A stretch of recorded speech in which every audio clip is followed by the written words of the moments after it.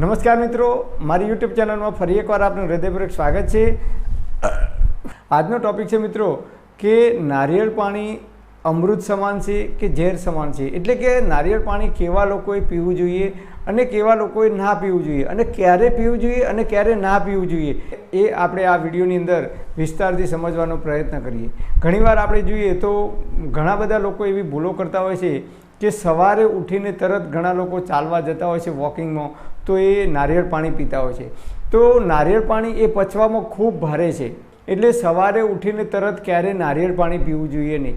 Number 2, જે લોકો બીમાર હોય એ લોકોએ તો સવારે ઉઠીને નારિયેળ પાણી ક્યારેય પીવું જોઈએ નહીં, કારણ કે આપણે બીમાર હોઈએ એટલે આપણી ઇમ્યુનિટી ડાઉન હોય, શરીરમાં વીકનેસ હોય, આપણી જઠરાગ્નિ મંદ પડી હોય, અને એવા સમયે જો આપણે સવારે ઉઠીને તરત નારિયેળ પાણી પીએ તો પેટમાં અપચો થવો, પેટમાં ગેસ થવો, પેટ ભારે ભારે લાગવું, પેટ ફૂલી જવું, આવી સમસ્યા થઈ શકે છે, કારણ કે એ પચવામાં ભારે છે।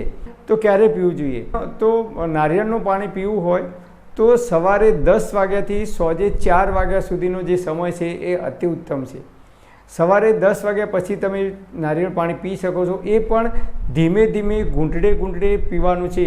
એક ગ્લાસ પાણી પીતા 5 મિનિટ જેટલો સમય લાગવો જોઈએ। ઘણા લોકો 20 કે 25 સેકન્ડમાં એક ગ્લાસ ભરીને નારિયેળ પાણી પી જાય છે, તો એ રીતે પીવાનું નથી। નારિયેળ પાણી મોઢાની અંદર ફેરવીને જો પીવામાં આવે તો મોઢામાંથી જે લાળ ઉત્પન્ન થાય છે, લાળ પાણીની સાથે ભળશે તો પાણી ખૂબ ઝડપથી પાચન થશે, કારણ કે નારિયેળનું પાણી છે પચવામાં ભારે છે। અને રાત્રે ઘણા બધા લોકો નારિયેળ પાણી પીતા હોય છે, ચાલવા જતા હોય છે, જમ્યા પછી રાત્રે 9 વાગે, 10 વાગે, 11 વાગે, તો રાત્રે ક્યારેય નારિયેળ પાણી પીવું જોઈએ નહીં, કારણ કે એ પચવામાં ખૂબ ભારે છે।